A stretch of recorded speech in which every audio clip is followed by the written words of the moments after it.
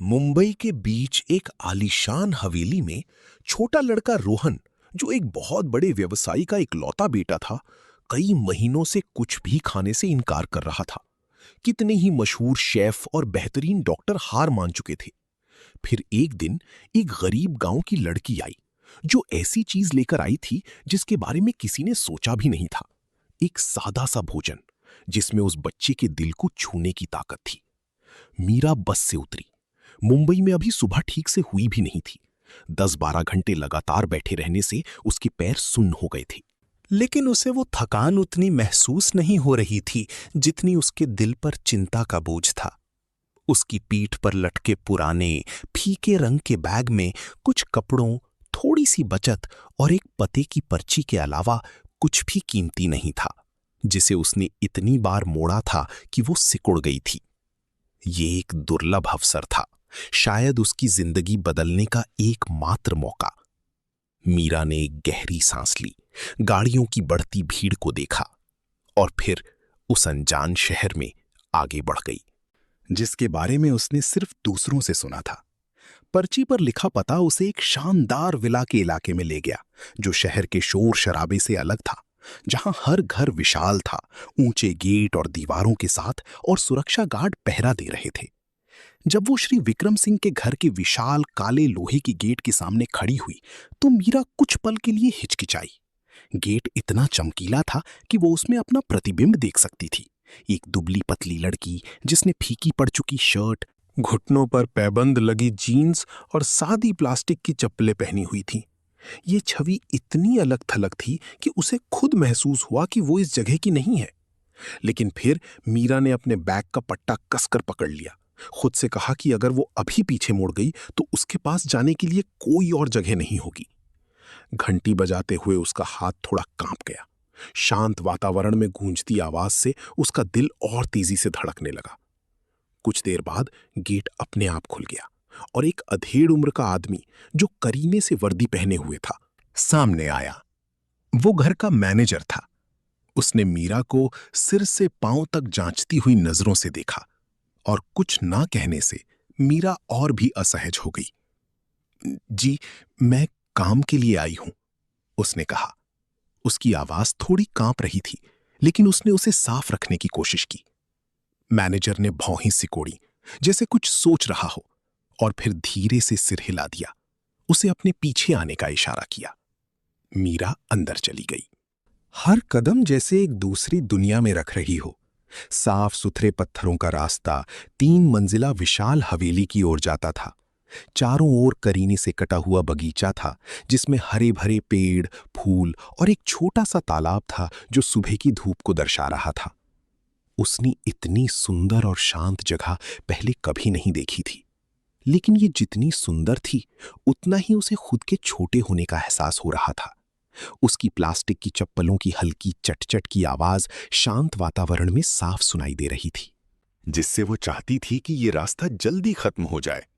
Manager उसे पीछे की ओर ले गया, जहां एक छोटा दरवाजा रसोई में खुलता था। जब दरवाजा खुला तो मीरा लगभग चौंक गई। रसोई बहुत बड़ी, चमकदार और आधुनिक उपकरणों से भरी हुई थी, जो उसने सिर्फ टीवी पर देखे थे। ग्रेनाइट का slab, double door fridge, oven, induction stove, सब कुछ इतना चमचमाता हुआ था जैसे कभी इस्तेमाल ही ना हुआ हो। वर्दी पहने 3 महिलाएं काम कर रही थीं, लेकिन जैसे ही मीरा अंदर आई, वे सब रुक गईं और उसे जिज्ञासा और तिरस्कार भरी नजरों से देखने लगीं। ये काम के लिए आई है, मैनेजर ने संक्षेप में कहा और चला गया, मीरा को उन चुभती नजरों के बीच अकेला छोड़कर। एक महिला, जो शायद मैनेजर कमला थी, पास आई।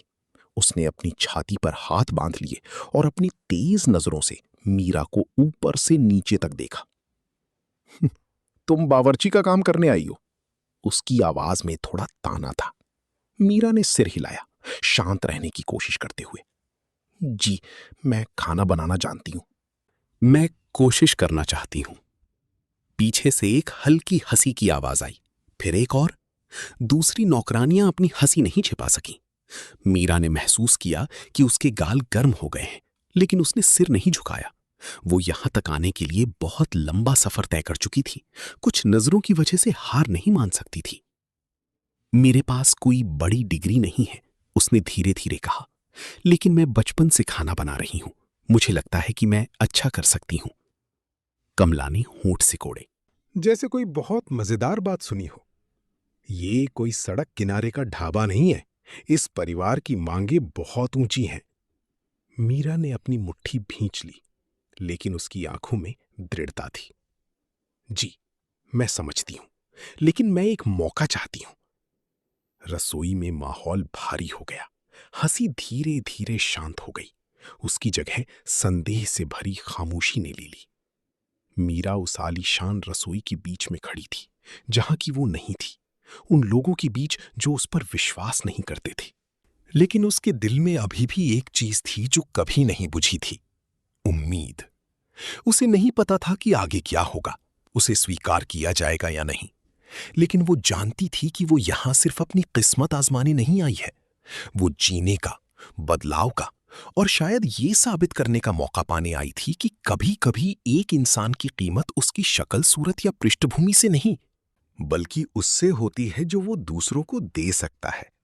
और मीरा को बिल्कुल भी नहीं पता था कि उन आलीशान दीवारों के पीछे एक दुखद कहानी उसका इंतजार कर रही थी। एक लड़का जिसने महीनों से खाना छोड़ दिया था, एक लाचार पिता और एक ऐसा परिवार जो बाहर से भरा पूरा लगता था, लेकिन अंदर से खाली था। उसे ये भी नहीं पता था कि उस गेट के अंदर अपनी सादी प्लास्टिक की चप्पलों और दृढ़ दिल के साथ कदम रखने का उसका फैसला न केवल उसकी, बल्कि उस घर के सभी लोगों की जिंदगी बदलने वाली एक यात्रा की शुरुआत होगी। मीरा उस विशाल रसोई के बीच में खड़ी रही। ऐसा महसूस हो रहा था जैसे सारी आंखें उसी पर टिकी हों। उसकी घिसी हुई प्लास्टिक की चप्पलों से लेकर सालों से फीकी पड़ चुकी कमीज के कोने तक हर छोटी से छोटी चीज को परख रही थी। कमरे में हवा जैसे जम सी गई थी, इतनी भारी कि वो अपने सीने में अपने दिल की तेज धड़कन भी सुन सकती थी। वर्दी पहने महिलाएं जो आसपास खड़ी थीं, उन्होंने और कुछ नहीं कहा, लेकिन उनकी आंखों ने सब कुछ कह दिया। अविश्वास, तिरस्कार और एक ऐसे व्यक्ति के लिए थोड़ी सी घृणा जो उनके स्तर का नहीं था।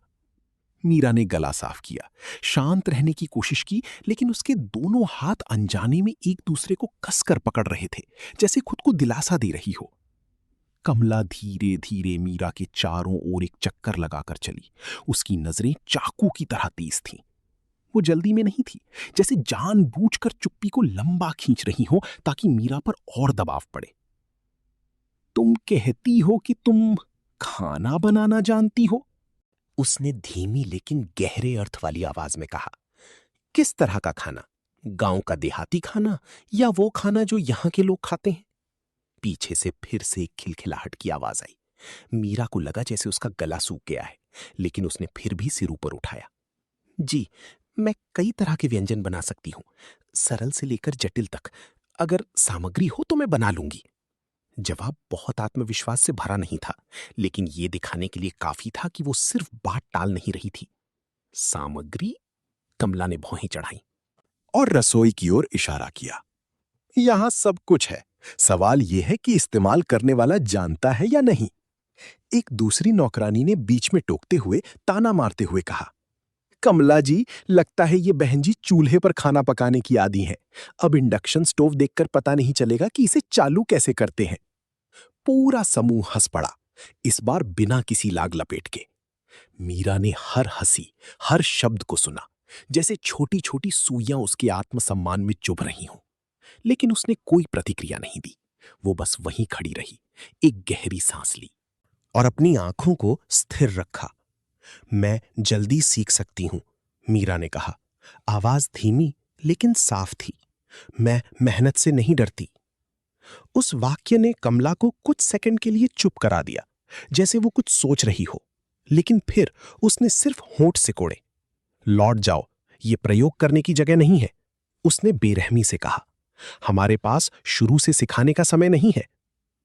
मीरा को अपने दिल में निराशा की एक लहर उठती हुई महसूस हुई, लेकिन इससे पहले कि वो कुछ कहती, रसोई के पीछे का दरवाजा खुला।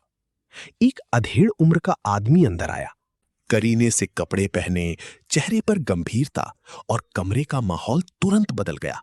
सब चुप हो गए और सीधे खड़े हो गए। वो श्री विक्रम सिंह थे। उन्होंने रसोई में चारों ओर एक नजर डाली और फिर उनकी नजर मीरा पर रुक गई। क्या बात है? उन्होंने संक्षेप में पूछा। कमला आगे बढ़ी। उसका लहजा तुरंत बदल गया और अधिक विनम्र हो गया। सर, ये खाना पकाने के काम के लिए आई है। श्री सिंह ने मीरा को सिर से पांव तक देखा। उनकी आंखों में दूसरों की तरह तिरस्कार नहीं था, लेकिन विश्वास भी नहीं था। तुम? उन्होंने गहरी आवाज में पूछा। मीरा ने सिर हिलाया। जी, मैं काम आजमाने आई हूं। वो कुछ सेकंड चुप रहे, जैसे कुछ सोच रहे हों, और फिर एक हल्की सांस ली। हम बहुत से लोगों को आजमा चुके हैं, उन्होंने धीरे धीरे कहा, जैसे खुद से ज्यादा बात कर रहे हों। रेस्टोरेंट के शेफ, पोषण विशेषज्ञ, कोई भी कुछ नहीं कर सका। मीरा उनकी बात पूरी तरह से नहीं समझी, लेकिन उसने उनकी आवाज में थकान महसूस की। जी, मैं बस एक मौका चाहती हूं, उसने कहा। इस बार आवाज अधिक दृढ़ थी। श्री सिंह ने उसे थोड़ी देर और देखा। उनकी आंखों में एक पल के लिए झिझक थी। उसके खड़े होने के तरीके में कुछ था, सिर झुकाए बिना, नजरें चुराए बिना, जिसने उन्हें उसे तुरंत मना करने से रोक दिया, जैसा कि उन्होंने दूसरों के साथ किया था। कमला ने धीरे से खांसा, जैसे उन्हें कुछ याद दिलाना चाहती हो। सर, मुझे लगता है। लेकिन श्री सिंह ने हाथ उठाकर उसे चुप रहने का इशारा किया। तुम्हारा नाम क्या है? उन्होंने पूछा। जी, मेरा नाम मीरा है। मीरा? उन्होंने दोहराया, और फिर एक पल के लिए खिड़की से बाहर देखने लगे। कोई नहीं जानता था कि वो क्या सोच रहे हैं। माहौल फिर से खामोशी में डूब गया, लेकिन इस बार ये उपहास की नहीं, बल्कि इंतजार की खामोशी थी। मीरा को लगा जैसे हर गुजरता सेकंड अनंत काल जैसा है। ये वो क्षण हो सकता है जो सब कुछ तय कर दे। अंत में श्री सिंह वापस मुड़े। तुम कोशिश करना चाहती हो, है ना? उन्होंने पूछा। मीरा ने तुरंत सिर हिला दिया। जी, मैं चाहती हूं। उन्होंने सीधे उसकी आंखों में देखा। ठीक है, मैं तुम्हें एक मौका देता हूं। पूरी रसोई जैसे सन्न रह गई। कमला ने आंखें फाड़ ली, स्पष्ट रूप से नाखुश। सर, वो कुछ कहने वाली थी, लेकिन श्री सिंह ने आगे कहा। एक दिन अगर तुम वो कर सकी जो दूसरे नहीं कर सके, तो तुम रहोगी, नहीं तो तुम चली जाओगी। उनकी आवाज निर्णायक थी, जिसमें मोल तोल की कोई गुंजाइश नहीं थी। मीरा को लगा कि उसका दिल इतनी जोर से धड़क रहा है कि सांस रुक जाएगी। एक दिन, सिर्फ एक दिन, अपनी कीमत साबित करने, अपनी किस्मत बदलने के लिए। लेकिन उसने कोई झिझक नहीं दिखाई। जी, मैं सहमत हूं, उसने तुरंत कहा। इस समय उसकी आंखों में अब शुरुआती घबराहट नहीं, बल्कि एक स्पष्ट दृढ़ संकल्प था। कमला ने उसे देखा। उसकी आंखें ठंडी हो गईं। तुम्हें नहीं पता कि तुम किस मुसीबत में पड़ रही हो, उसने इतनी धीमी आवाज में कहा कि केवल मीरा ही सुन सके। लेकिन मीरा, उसने बस धीरे से सिर झुकाया और फिर रसोई को एक बार फिर से देखा, जैसे हर विवरण को याद कर रही हो। दूसरी नौकरानियां फुसफुसाने लगीं, लेकिन कोई जोर से नहीं बोला। उन्हें अभी भी विश्वास नहीं था कि वो कुछ कर पाएगी। उनकी नजर में मीरा सिर्फ एक गंवार लड़की थी। लेकिन उसी क्षण, जब सबने सोचा कि वो असफल हो जाएगी, मीरा को कुछ बहुत अलग महसूस हुआ। आशा की एक छोटी लेकिन स्पष्ट किरण। वो यहां तुरंत पहचान पाने के लिए नहीं आई थी, वो अपने काम से खुद को साबित करने आई थी। उस आलीशान रसोई के बाहर धूप और ऊंची हो गई थी, बड़ी कांच की खिड़कियों से अंदर चमक रही थी, जिससे सब कुछ और भी साफ हो गया था। लेकिन अंदर एक बड़ी चुनौती आकार लेने लगी थी। मीरा को अभी तक ठीक से पता नहीं था कि उसे किसका सामना करना है। उसे नहीं पता था कि वो क्या है जो कोई नहीं कर सका, लेकिन वो जानती थी कि ये सिर्फ एक नौकरी नहीं है, ये एक अलग जीवन में कदम रखने का एकमात्र मौका है। और यहीं संदेह भरी नजरों और उपहास के बीच किस्मत बदलने की एक यात्रा चुपचाप शुरू हो गई थी। मीरा को एक मौका देने के लिए सहमत होने के बाद श्री विक्रम सिंह बिना कुछ कहे रसोई से चले गए और पीछे एक भारी और जिज्ञासा से भरा माहौल छोड़ गए। लेकिन मीरा के लिए जो अभी अभी हुआ था, वो तो बस शुरुआत थी। उसे अभी भी नहीं पता था कि उसे वास्तव में किसका सामना करना है। जब तक कि उसकी नजर अनजाने में हवेली के पीछे के विशाल बगीचे की ओर नहीं गई। बड़ी कांच की खिड़की से हरे भरे और शांत वातावरण के बीच एक लड़का एक बेंच पर अकेला बैठा था। उस छवि ने तुरंत उसका ध्यान खींच लिया। वो लड़का रेशम में पले बड़े बच्चे की कल्पना से कहीं ज्यादा दुबला था। कंधे छोटे, पीठ थोड़ी झुकी हुई और पैर अनजाने में हवा में झूल रहे थे। उसकी आंखें दूर कहीं टिकी थीं, जैसे वो वास्तव में किसी चीज को नहीं देख रहा हो। कोई हंसी नहीं, कोई खिलौना नहीं, कोई साथ नहीं। एक विशाल और सुंदर बगीचे के बीच वो लड़का अजीब तरह से अकेला लग रहा था। मीरा का दिल अचानक से कस गया। उसकी उस मुद्रा में कुछ बहुत ही जाना पहचाना था। एक खामोश उदासी जिसे उसने कहीं देखा था या शायद महसूस किया था। तुम क्या देख रही हो? कमला की आवाज पीछे से आई, जिसने मीरा को हकीकत में वापस ला दिया। मीरा थोड़ा चौंक गई, फिर धीरे से खिड़की की ओर इशारा किया। जी, बाहर वो लड़का कौन है? कमला ने उस दिशा में देखा और फिर एक छोटी सांस ली। मालिक का बेटा रोहन। उसकी कहने का तरीका उदासीन था, सिर्फ एक जानकारी। लेकिन मीरा की आंखें अभी भी उस लड़के से नहीं हटी। वो अकेला क्यों बैठा है? उसने फिर पूछा। आवाज धीमी हो गई। एक दूसरी नौकरानी ने फीकी हंसी के साथ कहा, वो हमेशा ऐसा ही रहता है। मीरा ने मुड़कर देखा। उसकी आंखों में हैरानी थी।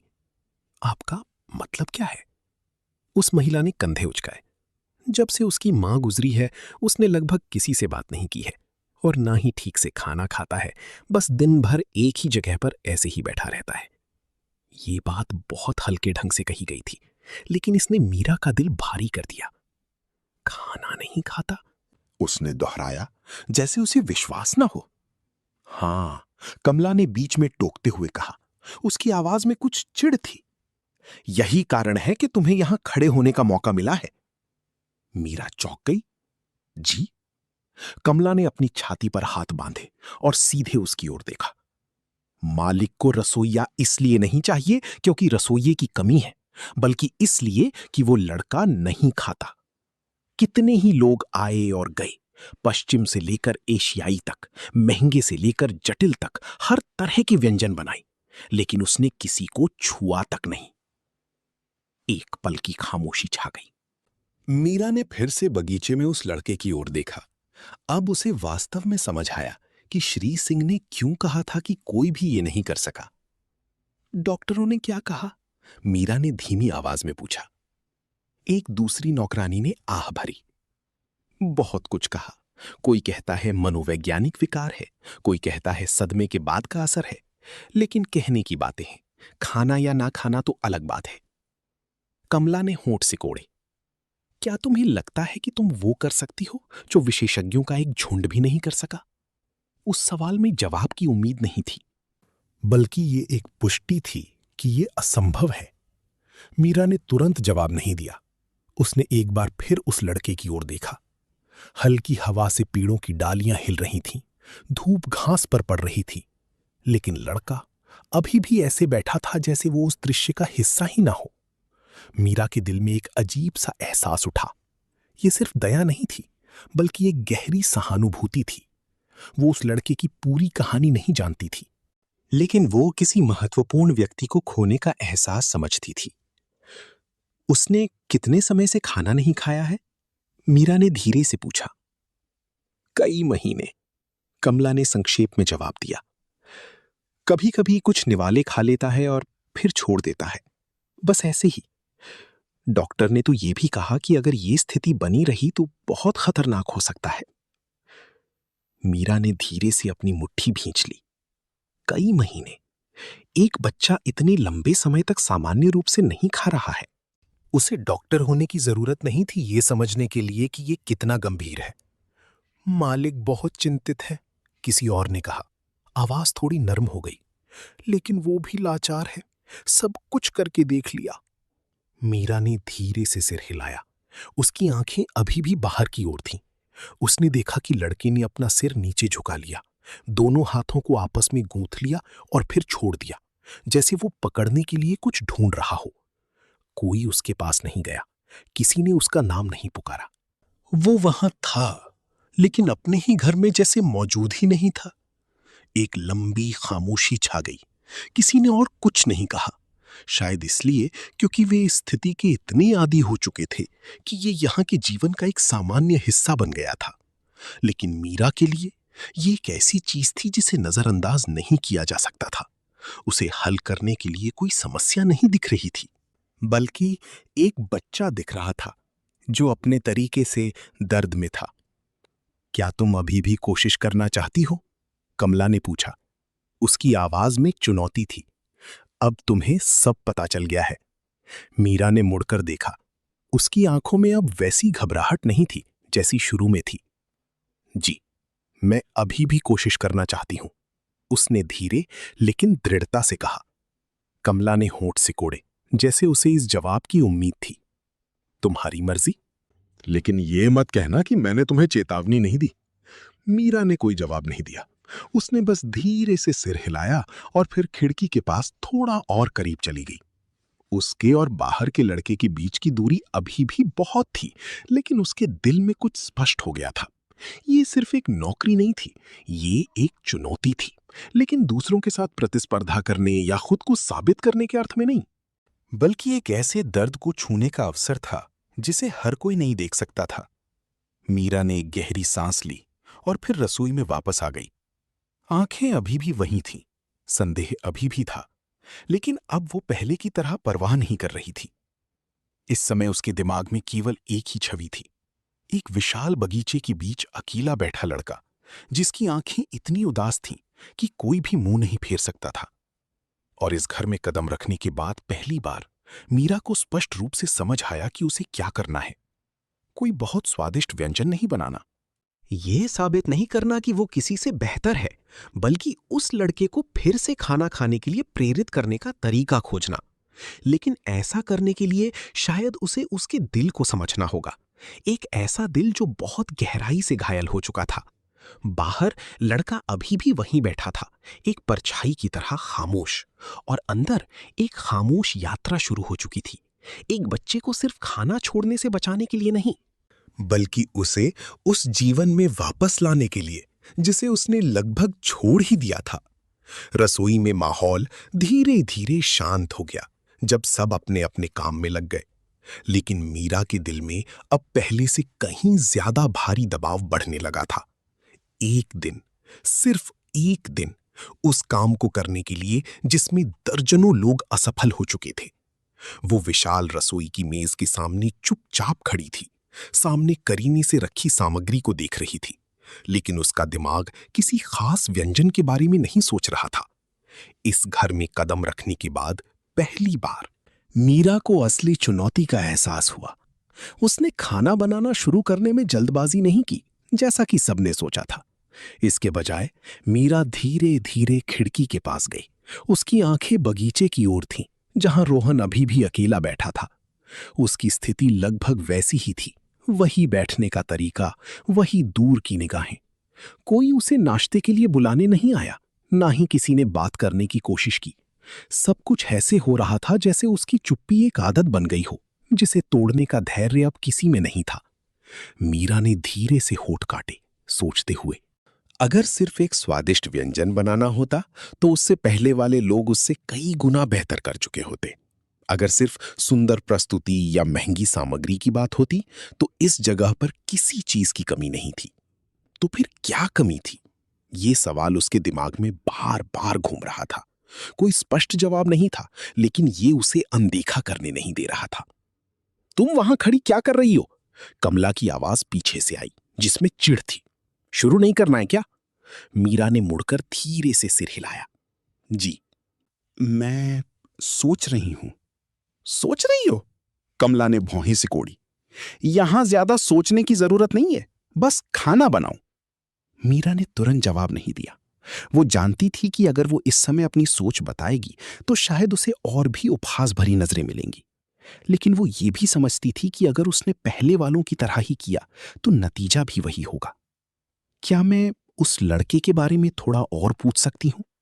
मीरा ने सावधानी से कहा। कमला ने एक सांस छोड़ी। स्पष्ट रूप से समय बर्बाद नहीं करना चाहती थी। पूछकर क्या करोगी? जानकर भी कोई फायदा नहीं होगा। जी, मैं बस थोड़ा और समझना चाहती हूं, मीरा ने कहा। इस बार उसकी आंखें अधिक दृढ़ थीं।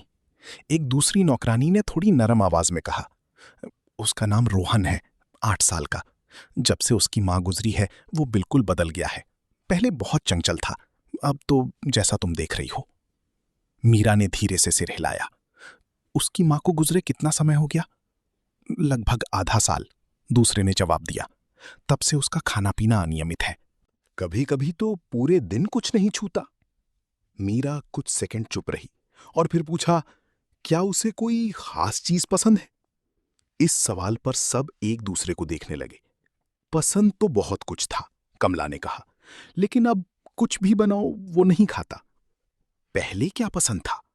मीरा ने हार नहीं मानी। उस नौकरानी ने थोड़ा सोचा। लगता है मालकिन अक्सर सादे व्यंजन ही बनाती थी, घर के खाने जैसा। लड़के को उनके हाथ का बना खाना बहुत पसंद था। मीरा ने धीरे से सिर हिलाया, जैसे कुछ याद कर रही हूं। उसके दिमाग में एक दिशा बनने लगी थी।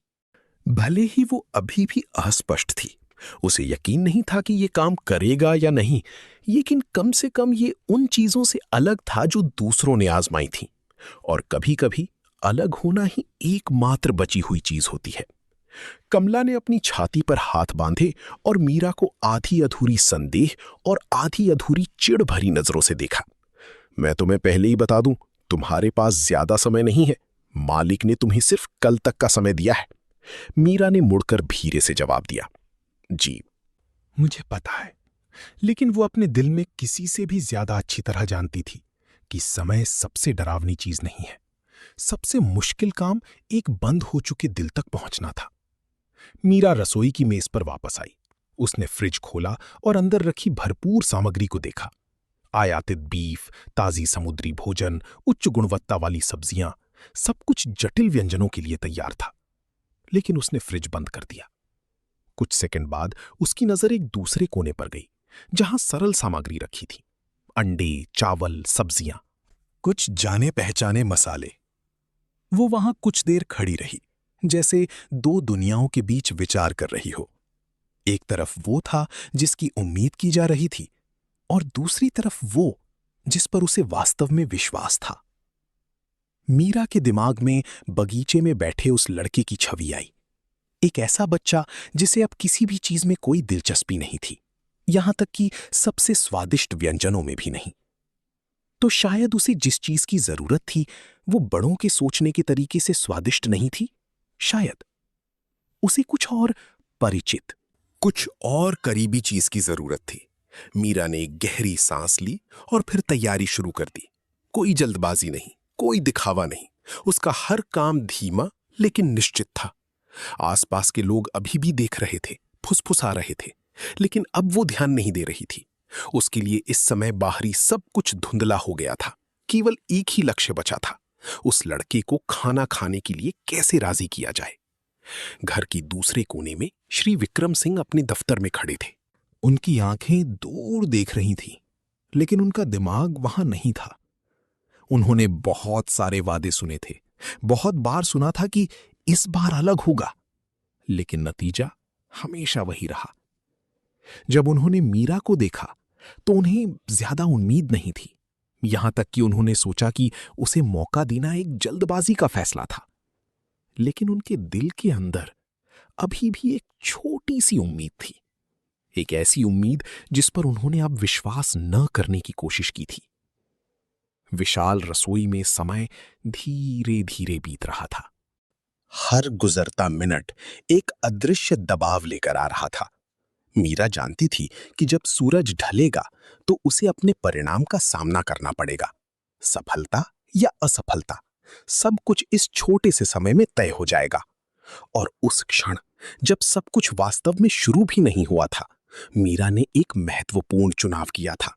दूसरों की उम्मीदों के पीछे भागने के बजाय अपने तरीके पर विश्वास करने का।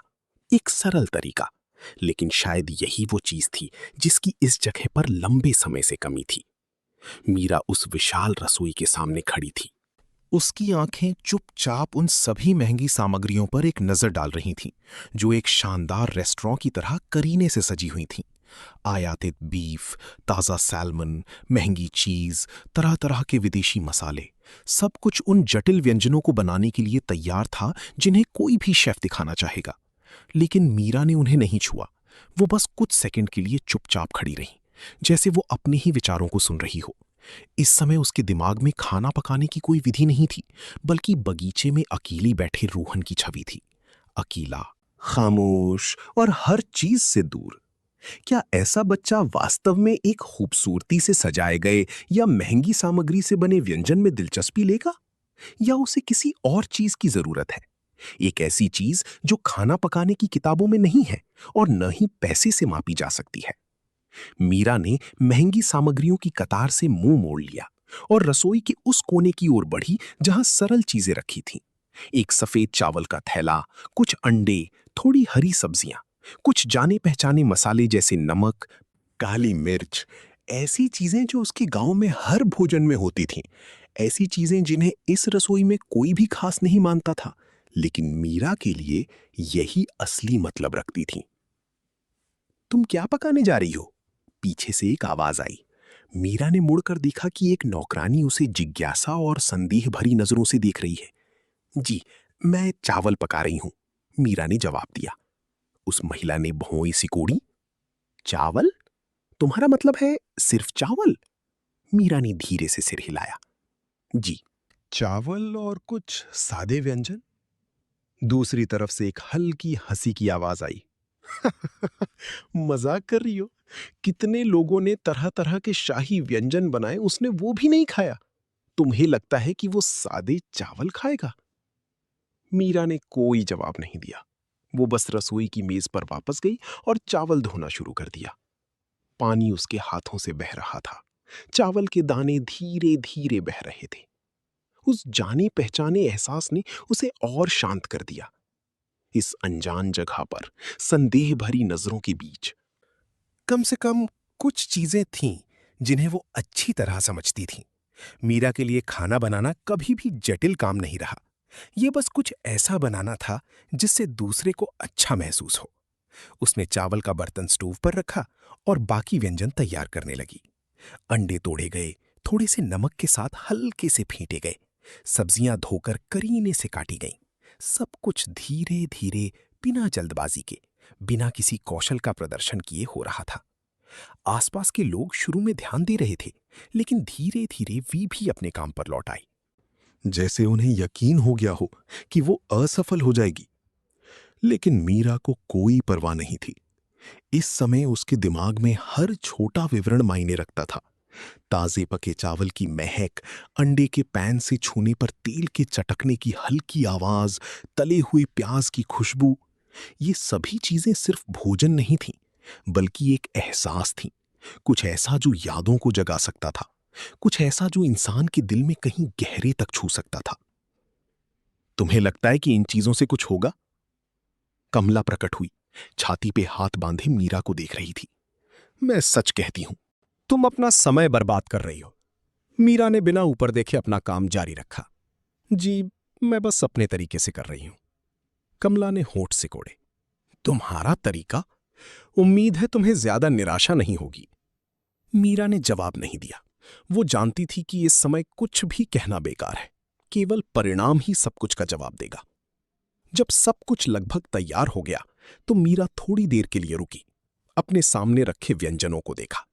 एक प्लेट सफेद चावल, एक सादा तला हुआ अंडा, एक कटोरी हल्का सूप। कुछ भी खास नहीं, कुछ भी ऐसा नहीं जिससे कोई वाह वाह करे। लेकिन मीरा के लिए ये एक सही मायने में भोजन था।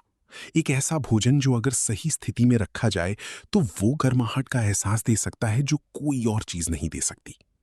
उसने सब कुछ एक ट्रे पर रखा।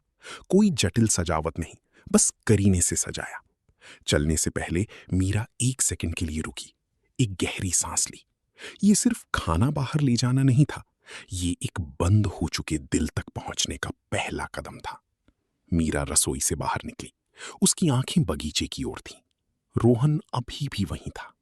सब कुछ जैसे बदला ही नहीं था, लेकिन मीरा जानती थी कि अगर कुछ बदल सकता है तो उसे सबसे छोटी चीजों से शुरू करना होगा। उसके पीछे आंखें अभी भी देख रही थीं, अभी भी संदेह से भरी थीं। लेकिन मीरा ने पीछे मुड़कर नहीं देखा। वो धीरे धीरे लेकिन दृढ़ता से चली, सादे भोजन की ट्रे लेकर। एक ऐसी चीज जिस पर किसी को विश्वास नहीं था कि वो कुछ कर सकती है, लेकिन यही एकमात्र चीज थी जिस पर उसे इस समय विश्वास था।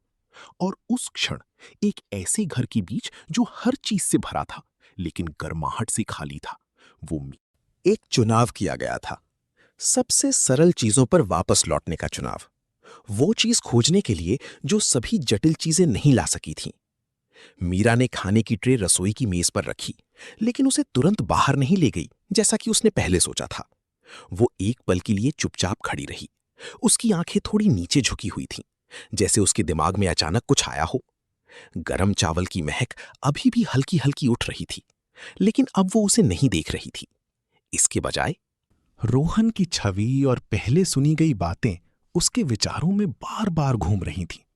एक बच्चा जो महीनों से खाना नहीं खा रहा था, इसलिए नहीं कि उसे भूख नहीं थी, बल्कि इसलिए कि वो अब खाना ही नहीं चाहता था। ये पेट की समस्या नहीं थी, ये दिल की समस्या थी। मीरा को नौकरानी की बात याद आई। पहले उसकी माँ अक्सर सादे व्यंजन बनाती थी। ये बात शुरू में तो बस यूं ही गुजर गई थी, लेकिन अब ये पहले से कहीं ज्यादा स्पष्ट हो गई थी। कोई महंगा भोजन नहीं, कोई जटिल प्रस्तुति नहीं, बल्कि कुछ परिचित, यादों से जुड़ा हुआ, कुछ ऐसा जिसे देखकर, जिसकी महक से किसी ऐसे व्यक्ति की याद आ जाए जो अब साथ नहीं है। उसने धीरे से सांस छोड़ी और फिर रसोई में वापस आ गई। सादे भोजन की ट्रे अभी भी वहीं थी, लेकिन मीरा फ्रिज के पास गई, उसे फिर से खोला। लेकिन इस बार उसकी आंखें पहले की तरह सब कुछ पर नहीं घूम रही थीं। वो एक उद्देश्य के साथ खोज रही थीं, परिचित सामग्री, ऐसी चीजें जो भावनाओं से भरा भोजन बना सकें। तुम अब क्या कर रही हो? कमला की आवाज आई। स्पष्ट रूप से वो अब धैर्य खो रही थीं। खाना बाहर नहीं ले जाना है तो क्या कर रही हो? मीरा ने मुड़कर देखा। उसकी आंखें पहले से ज्यादा शांत थीं। जी, मुझे लगता है कि मुझे फिर से बनाने की जरूरत है। फिर से बनाना है? कमला ने भौहें से कोड़ी। तुमने अभी अभी उन व्यंजनों को पकाने में 1 घंटा लगाया, अब उसे फेंक दोगी? मीरा ने धीरे से सिर हिलाया। जी, मुझे लगता है कि ये सही नहीं है। पास खड़े कुछ लोग फुसफुसाने लगे।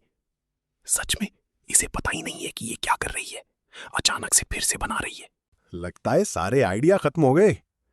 लेकिन मीरा ने कोई सफाई नहीं दी। वो जानती थी कि अगर वो इस समय अपनी सोच बताएगी तो कोई विश्वास नहीं करेगा, शायद और भी ज्यादा हंसी उड़ाई जाएगी। लेकिन अब उसे कोई परवाह नहीं थी। उसके दिल में कुछ था जो उसे रास्ता दिखा रहा था, एक बहुत ही जाना पहचाना एहसास जिसे वो नजरअंदाज नहीं कर सकती थी। उसे यकीन नहीं था कि वो सही है, लेकिन वो जानती थी कि अगर उसने कोशिश नहीं की तो उसे पछतावा होगा। मीरा ने सामग्री लेना शुरू किया। चिकन, थोड़ा प्याज, लहसुन, बुनियादी मसाले, ऐसी चीजें जो उस महंगी रसोई में बिल्कुल भी खास नहीं थी। लेकिन जिस तरह से उसने हर चीज को पकड़ा, जिस तरह से उसने तैयारी की, वो पहले से बिल्कुल अलग था। अब ये कोई प्रयोग नहीं था, बल्कि एक निश्चितता थी। हर हरकत और धीमी और सावधान हो गई, जैसे वो कोई बहुत महत्वपूर्ण काम कर रही हो। इस समय मीरा के दिमाग में सिर्फ रोहन की ही नहीं, बल्कि खुद की भी यादें थीं। गांव में भोजन, मां की खाने के लिए पुकार, पूरे घर में फैलती खाने की महक। सब कुछ इतना स्पष्ट हो गया कि वो उसे महसूस कर सकती थी, और इन्हीं यादों ने उसे समझाया कि कुछ व्यंजन सिर्फ पेट भरने के लिए नहीं, बल्कि याद करने के लिए होते हैं। तुम कौन सा व्यंजन बना रही हो? एक नौकरानी ने पूछा। इस बार आवाज में ताना नहीं, बल्कि थोड़ी जिज्ञासा थी। मीरा ने सिर नहीं उठाया, बस धीरे से जवाब दिया, एक सादा सा व्यंजन। सादा है तो फिर से क्यों बना रही हो? उस महिला ने फिर पूछा। मीरा धीरे से मुस्कुराई, लेकिन और कोई जवाब नहीं दिया, क्योंकि उसके लिए यह महत्वपूर्ण नहीं था कि व्यंजन जटिल है या सरल, बल्कि ये कि वो अपने साथ क्या लेकर आता है। समय बीतता गया, रसोई धीरे धीरे एक अलग महक से भर गई।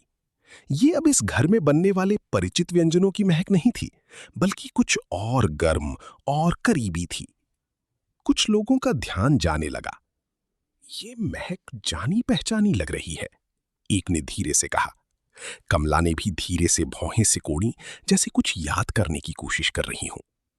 मीरा बिना किसी के प्रभाव में आए अपना काम करती रही। उसने चखा, समायोजित किया और फिर से चखा। कोई जल्दबाजी नहीं, कोई हड़बड़ी नहीं। उसके लिए ये सिर्फ खाना पकाना नहीं था, बल्कि एक एहसास को फिर से बनाना था। एक ऐसा एहसास जो उसे विश्वास था कि उस लड़के ने कभी महसूस किया था और खो दिया था। जब व्यंजन लगभग तैयार हो गया तो मीरा थोड़ी देर के लिए रुकी। उसने अपने सामने रखे खाने के बर्तन को देखा। उसकी आंखों में एक पल के लिए झिझक थी। ये कोई ऐसी विधि नहीं थी जो उसने कहीं से सीखी हो, ना ही ये कुछ ऐसा था जो सफलता की गारंटी दे सके। ये सिर्फ एक एहसास पर आधारित चुनाव था। और कभी-कभी एहसास गलत हो सकता है।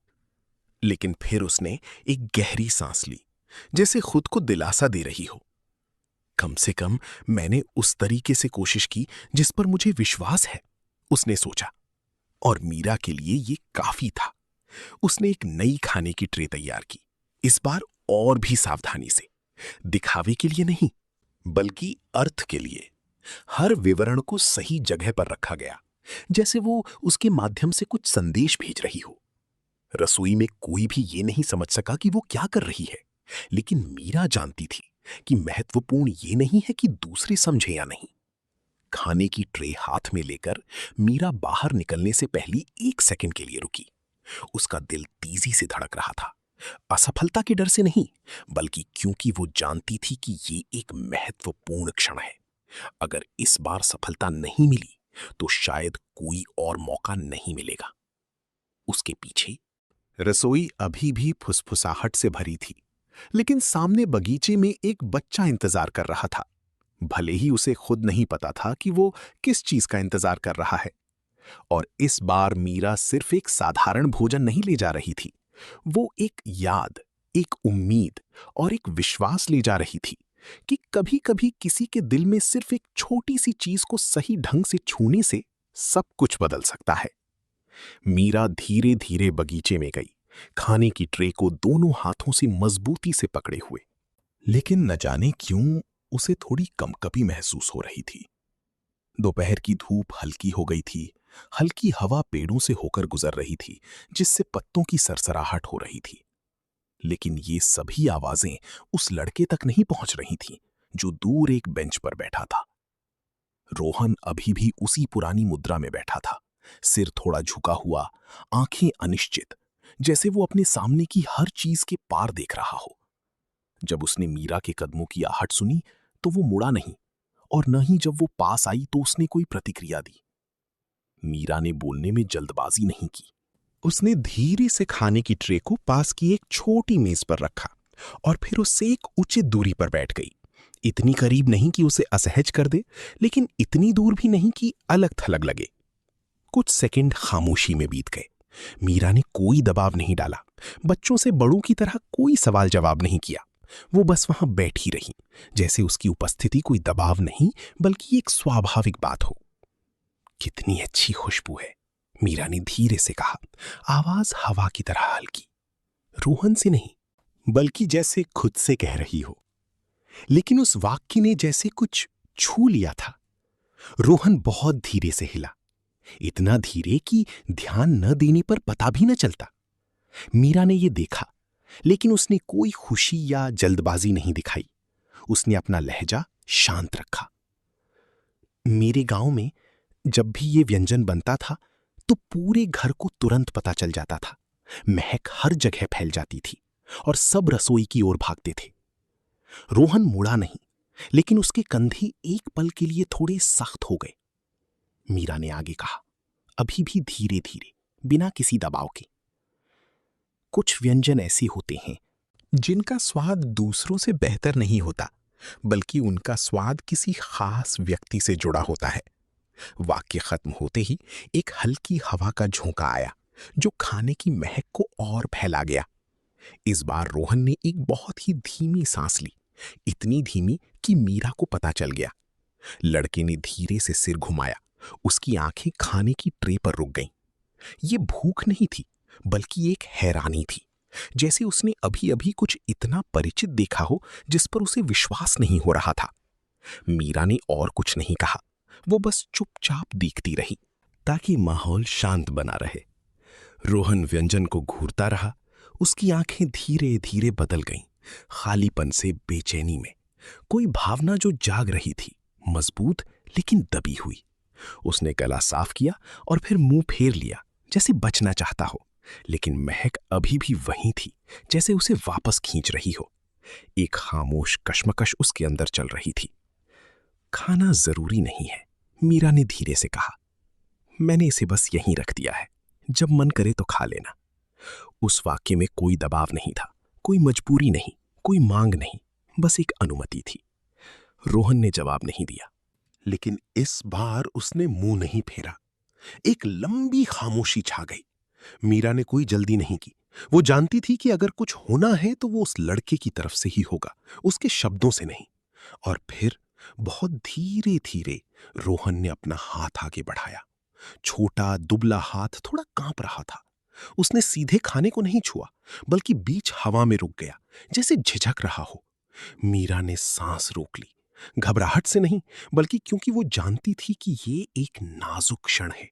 एक गलत शब्द, एक जल्दबाजी भरी हरकत, और सब कुछ बिखर सकता था। इसलिए उसने कुछ नहीं किया, बस वहीं बैठी रही। आखिर में रोहन ने चम्मच उठाया। हरकत धीमी थी, जैसे वो ये करना भूल गया हो। उसने थोड़ा सा लिया, मुंह के पास लाया और फिर रुक गया। उसकी आंखें 1 सेकंड के लिए बंद हुईं और फिर उसने खा लिया। उस क्षण कोई और आवाज नहीं थी, न पक्षियों की, न हवा की, बस एक लगभग पूर्ण खामोशी थी। मीरा को लगा कि उसका दिल जोर से धड़क रहा है, लेकिन उसने कुछ जाहिर नहीं किया। वो बस ऐसे देखती रही जैसे डर हो कि अगर वो हिली तो सब कुछ गायब हो जाएगा। रोहन धीरे धीरे चबा रहा था, बहुत धीरे धीरे, जैसे हर बार चबाने पर उसे कुछ याद आ रहा हो। और फिर आंसू बहने लगे। रोने की आवाज नहीं, बस खामोश आंसू जो गालों पर फिसल रहे थे। लेकिन वो रुका नहीं। उसने एक और चम्मच खाया, फिर एक और। मीरा को लगा कि उसका गला भर आया है। वो समझ गई, बिना किसी की समझाए वो समझ गई। ये एक सामान्य भोजन नहीं था, ये एक याद थी, उस मां का एक हिस्सा था जिसे उसने खो दिया था। और इस क्षण उस व्यंजन के माध्यम से वो उनसे फिर से मिल रहा था, भले ही कुछ पल के लिए। मां जैसा, रोहन ने बहुत धीरे से कहा। उसकी आवाज टूट रही थी। ये उसके पहले शब्द थे। मीरा ने धीरे से सिर हिलाया। उसकी आंखें भी नम होने लगी थीं। हां, शायद वैसा ही है, उसने धीरे से जवाब दिया। कोई और सफाई नहीं, कोई सबूत नहीं, बस उसकी भावनाओं को स्वीकार करना। रोहन खाता रहा, खाते खाते रोता रहा, लेकिन अब पहले की तरह कोई विरोध नहीं था। हर चम्मच खाना उसे उस दुनिया के करीब ला रहा था जिससे वो दूर हो गया था। किसी ने उसे मजबूर नहीं किया, किसी ने उसे खाने के लिए नहीं कहा, लेकिन वो खा रहा था, क्योंकि इस बार वो भूख के लिए नहीं, बल्कि याद के लिए खा रहा था। घर में दूर कोई कांच की खिड़की से देख रहा था। श्री विक्रम सिंह। उन्होंने सब कुछ देखा था, मीरा के बाहर आने से लेकर रोहन की चम्मच उठाने तक और उसके खाने तक। और अब जब उन्होंने अपने बेटे को खाते खाते रोती देखा तो वे खुद को रोक नहीं पाई। उनकी आंखें लाल हो गईं, मुट्ठी भींच गई। पिछले कई महीनों में उन्होंने हर तरीका आजमाया था, लेकिन ऐसा दृश्य कभी नहीं देखा था। अपने बेटे को कभी इस तरह खुद से खाते नहीं देखा था, और ये करने वाली एक ऐसी लड़की थी जिससे उन्हें कोई उम्मीद नहीं थी। बगीचे में मीरा अभी भी वहीं बैठी रही, कुछ और नहीं कहा। वो जानती थी कि सबसे महत्वपूर्ण हिस्सा हो चुका है, इसलिए नहीं कि व्यंजन स्वादिष्ट था, बल्कि इसलिए कि उसने सही जगह पर छुआ था। और बहुत लंबे समय के बाद पहली बार उस लड़के ने खाया था, मजबूर होकर नहीं, बल्कि क्योंकि उसका दिल जाग गया था। रोहन के खाने की खबर उस हवेली में किसी भी पिछली अफवाह से ज्यादा तेजी से फैली। लेकिन जिस बात ने सबको हैरान कर दिया वो ये नहीं थी कि उसने कुछ चम्मच खाए, बल्कि ये थी कि वो खाते खाते रो रहा था। जैसे खाने का हर निवाला एक ऐसी याद लेकर आ रहा था जिसे उसने कई महीनों से दफनाने की कोशिश की थी। मीरा अभी भी वहीं बैठी रही, कुछ और नहीं कहा, बस एक अदृश्य सहारे की तरह चुपचाप उसके पास रही। और पहली बार उन दोनों के बीच की खामोशी दूरी नहीं बल्कि समझ थी। कुछ देर बाद रोहन ने चम्मच नीचे रख दिया। उसने पूरा नहीं खाया, लेकिन पहले की तरह उसे धकेला भी नहीं। ये अपने आप में एक बहुत बड़ा बदलाव था। वो चुपचाप बैठा रहा, आंखें अभी भी लाल थीं, लेकिन चेहरा अब पहले की तरह तनावग्रस्त नहीं था। मीरा ने उसे देखकर धीरे से पूछा, तुम ठीक हो? रोहन ने शब्दों में जवाब नहीं दिया, बस धीरे से सिर हिला दिया। एक बहुत ही छोटा सा सिर हिलाना, लेकिन ये मीरा को बदलाव महसूस कराने के लिए काफी था। पीछे का दरवाजा खुला। श्री विक्रम सिंह बगीचे में आए। उनके कदम सामान्य से थोड़े धीमे थे। उन्होंने अपने बेटे को देखा और फिर खाने की ट्रे को। जब उन्होंने देखा कि चावल का हिस्सा स्पष्ट रूप से कम हो गया है, तो वे एक पल के लिए रुक गए, जैसे अपनी आंखों पर विश्वास न हो। रोहन, उन्होंने धीरे से पुकारा। लड़का अपने पिता की ओर मुड़ा। कुछ नहीं कहा, लेकिन उसकी आंखों में अब पहले की तरह टालमटोल नहीं थी। सिर्फ यही बात श्री सिंह के दिल को छू गई। तुमने खा लिया? उन्होंने पूछा। आवाज गहरी लेकिन थोड़ी कांपती हुई थी। रोहन ने फिर से सिर हिलाया। श्री सिंह ने और कुछ नहीं कहा, बस पास आकर अपना हाथ उसके कंधे पर रख दिया। एक हल्का सा स्पर्श जिसमें बहुत कुछ था जो वो इतने समय से नहीं कह पाए थे। मीरा उठ खड़ी हुई, एक कदम पीछे हट गई, जैसे वो पिता पुत्र को अकेला छोड़ना चाहती हो। लेकिन इससे पहले कि वो जा पाती, श्री सिंह उसकी ओर मुड़े। इस समय उनकी आंखें पहले से बिल्कुल अलग थीं। संदेह नहीं, बल्कि गहरा आभार था। तुमने ये कैसे किया? उन्होंने धीमी आवाज में पूछा। मीरा ने धीरे से सिर हिलाया। मैंने बस एक जाना पहचाना व्यंजन बनाया था। जवाब सरल था, लेकिन इसने श्री सिंह को चुप करा दिया, क्योंकि वो समझ गए थे कि उसने जो किया वो सिर्फ खाना बनाना नहीं था। ये यादों के एक ऐसे हिस्से को छूना था जिसे वो पिता होते हुए भी नहीं कर सके थे। उस दिन से घर में सब कुछ धीरे धीरे लेकिन स्पष्ट रूप से बदलने लगा। अगली सुबह रोहन पहले की तरह बगीचे में अकेला नहीं बैठा था। वो अभी भी कम बोलता था, अभी भी चुप रहता था। लेकिन जब मीरा नाश्ता लेकर आई तो उसने मुंह नहीं फेरा। उसने देखा, थोड़ा झिझका और फिर खा लिया। ज्यादा नहीं, लेकिन एक अंतर पैदा करने के लिए काफी था। घर के लोगों ने ध्यान देना शुरू किया, पहले हैरानी, फिर जिज्ञासा। क्या लड़के ने फिर से खाया? एक नौकरानी ने फुसफुसाया। समझ नहीं आता मीरा ने क्या जादू किया है, दूसरे ने जवाब दिया। कमला दूर से देख रही थी, उसकी आंखें रहस्यमयी थीं। उसने कुछ नहीं कहा, लेकिन उसका शुरुआती आत्मविश्वास स्पष्ट रूप से खत्म हो गया था। मीरा ने अपनी आदत नहीं बदली, कोई दबाव नहीं, कोई जल्दी नहीं। वो खाना बनाती, लाती और फिर पास में बैठ जाती। अगर रोहन खाता तो वो रहती, अगर नहीं तो भी वो कुछ नहीं कहती। इसी गैर मजबूरी ने रोहन को धीरे धीरे और सहज महसूस कराया। वो इस बात का आदी होने लगा कि कोई उसके पास है जो उस पर दबाव नहीं डालता। एक सुबह जब मीरा खाना तैयार कर रही थी तो उसने पीछे से हल्के कदमों की आहट सुनी। मुड़कर देखा तो रोहन रसोई के दरवाजे पर खड़ा था। क्या मैं अंदर आ सकता हूं? उसने धीरे से पूछा। मीरा थोड़ी हैरान हुई, लेकिन जल्दी से मुस्कुराई। जरूर। रोहन अंदर आया। रसोई में चारों ओर ऐसे देखा जैसे ये कोई नई दुनिया हो। आप क्या कर रही हैं? उसने पूछा। तुम्हारे लिए नाश्ता बना रही हूं, मीरा ने जवाब दिया। रोहन ने सिर हिलाया और फिर वहीं खड़ा होकर उसे काम करते देखता रहा। ज्यादा नहीं बोला, लेकिन वहां से गया भी नहीं। उस दिन से रोहन रसोई में अधिक बार दिखाई देने लगा। वो ज्यादा कुछ नहीं करता था, बस खड़ा देखता था। कभी कभी कुछ सरल सवाल पूछता था, लेकिन मीरा के लिए यह सबसे स्पष्ट संकेत था कि वो धीरे धीरे खुल रहा है। एक बच्चा जो पूरी तरह से अपने में सिमट गया था, अब बाहर निकलने लगा था, भले ही थोड़ा सा। श्री सिंह ने भी ये बदलाव महसूस किया।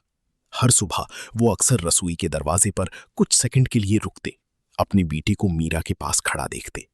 वो छवि उन्हें राहत और अफसोस दोनों देती थी, क्योंकि वो जानते थे कि कुछ चीजें थीं जो उन्हें करनी चाहिए थीं, लेकिन वे नहीं कर सके। एक शाम खाने के बाद रोहन कुर्सी पर बैठा मीरा को सफाई करते देख रहा था। मीरा दीदी, उसने पुकारा। मीरा ने मुड़कर देखा।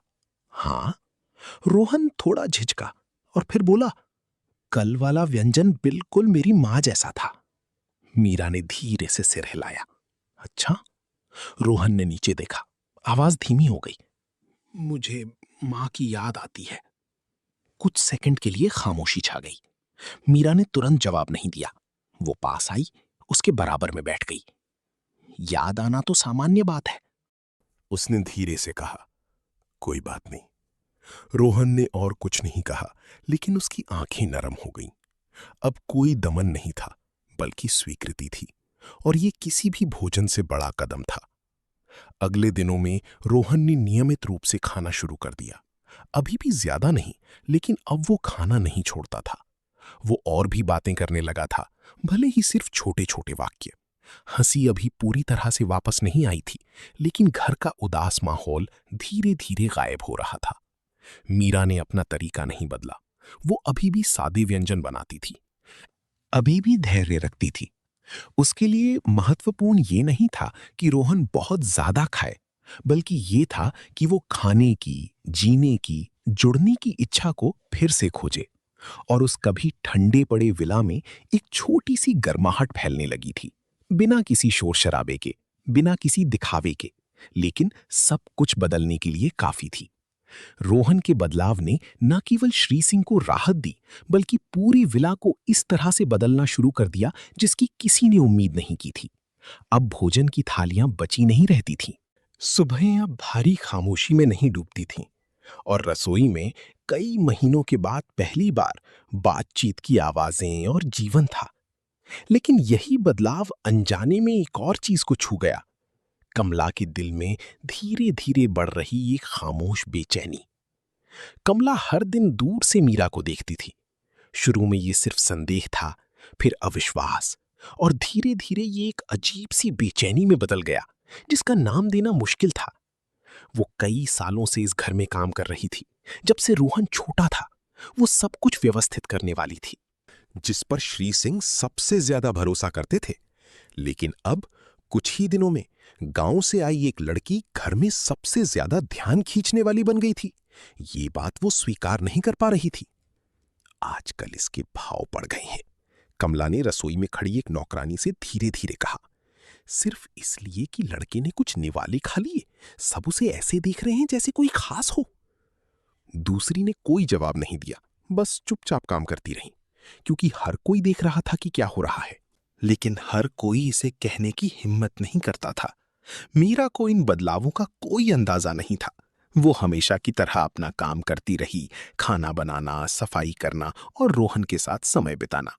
उसके लिए सबसे महत्वपूर्ण बात ये थी कि लड़का धीरे धीरे बेहतर हो रहा था, लेकिन इसी एकाग्रता ने उसे ये महसूस नहीं करने दिया कि कोई चुपचाप उसके हर कदम पर नजर रख रहा है। अगले दिनों में रसोई में छोटी छोटी लेकिन असामान्य घटनाएं होने लगी। मीरा द्वारा तैयार की गई कुछ सामग्री अचानक गायब हो जाती। कभी कभी उसे याद होता कि उसने मसाले रखे थे, लेकिन जब वो वापस आती तो वे नहीं मिलते। शुरू में उसने सोचा कि शायद वो भूल गई है, लेकिन जब ये कई बार हुआ तो उसे कुछ गड़बड़ महसूस होने लगी। क्या आपने यहां रखा तेल का डिब्बा देखा है? मीरा ने एक नौकरानी से पूछा। उस महिला ने सिर हिलाया। नहीं देखा, मैंने सुबह से उसे नहीं छुआ। मीरा ने धीरे से सिर हिलाया, कुछ और नहीं कहा। लेकिन उसके दिल में थोड़ी चिंता होने लगी, सामान खोने की नहीं, बल्कि इस एहसास की कि कुछ ऐसा हो रहा है जो वो समझ नहीं पा रही है। रसोई के दूसरी तरफ कमला खड़ी देख रही थी। उसकी आंखें ठंडी थीं। उसने कुछ नहीं कहा, लेकिन उसके होठों के कोने थोड़े से ऊपर उठे। सब कुछ वैसा ही हो रहा था जैसा उसने सोचा था। छोटे छोटे विवरण, छोटी छोटी घटनाएं संदेह पैदा करने के लिए काफी थी, और वो जानती थी कि बस एक और कदम और सब कुछ बदल जाएगा। एक दोपहर जब मीरा रात का खाना तैयार कर रही थी, कमला गंभीर चेहरे के साथ रसोई में आई। सब लोग 1 मिनट के लिए रुक जाओ, उसने जोर से कहा। सब मुड़कर देखने लगे। मीरा ने भी हाथ रोक लिया, थोड़ी हैरान। क्या बात है दीदी? एक ने पूछा। कमला ने तुरंत जवाब नहीं दिया, बल्कि सीधे मीरा के पास गई। मुझे तुम्हारे सामान की तलाशी लेनी है, उसने कहा। मीरा चौंक गई। जी? क्यों? घर में चोरी हो रही है, उसने बेरहमी से जवाब दिया। और मुझे यह सुनिश्चित करना है कि कोई भी अस्पष्ट बात ना हो। रसोई में माहौल तुरंत तनावपूर्ण हो गया। सभी की निगाहें मीरा पर टिक गईं। मैंने कुछ नहीं लिया है, मीरा ने कहा। आवाज शांत थी लेकिन थोड़ी घबराई हुई थी। मैंने ये नहीं कहा कि तुमने लिया है, कमला ने जवाब दिया, लेकिन उसकी आंखों में कुछ और ही था। बस तलाशी लेनी है। मीरा कुछ सेकंड चुप रही और फिर सिर हिला दिया। जी, अगर आपको तलाशी लेनी है तो ले लीजिए। उसने अपना पुराना बैग मेज पर रख दिया। कमला पास आई, उसे खोला और एक एक चीज को खंगालने लगी। कपड़े, कुछ खुले पैसे, कुछ निजी सामान, सब कुछ सामान्य था। लेकिन फिर जब उसने अपना हाथ बैग के तले में डाला तो वो 1-2 सेकंड के लिए रुकी और फिर उसने एक छोटी सी चीज निकाली। ये क्या है? उसने उसे ऊपर उठाया। एक छोटी महंगी मसाले की शीशी जो मीरा को पहले नहीं मिली थी। पूरी रसोई में सन्नाटा छा गया। मीरा की आंखें फटी रह गईं। नहीं, ये मीरा नहीं है, उसने तुरंत कहा। मैंने इसे नहीं रखा, तुम्हारा नहीं है, कमला ने फीकी हंसी के साथ कहा। तो क्या ये अपने आप अंदर चला गया? फुसफुसाहट शुरू हो गई। हे भगवान, सोचा नहीं था। देखने में तो मीरा को लगा कि उसका दिल जोर से धड़क रहा है। मैंने सच में नहीं लिया, उसने कहा। आवाज कांपने लगी थी। मुझे नहीं पता कि ये वहां कैसे आया। तुम्हें लगता है कि कोई इस बात पर विश्वास करेगा? कमला ने तेज आवाज में पूछा। ठीक उसी समय श्री सिंह अंदर आए। क्या बात है? उन्होंने पूछा। किसी ने तुरंत जवाब नहीं दिया। कमला आगे बढ़ी और मसाले की शीशी दिखाई। मुझे ये मीरा के बैग में मिला। श्री सिंह ने मीरा को देखा। उनकी आंखें अब पहले जैसी नहीं थीं। उनमें पूर्ण विश्वास नहीं था।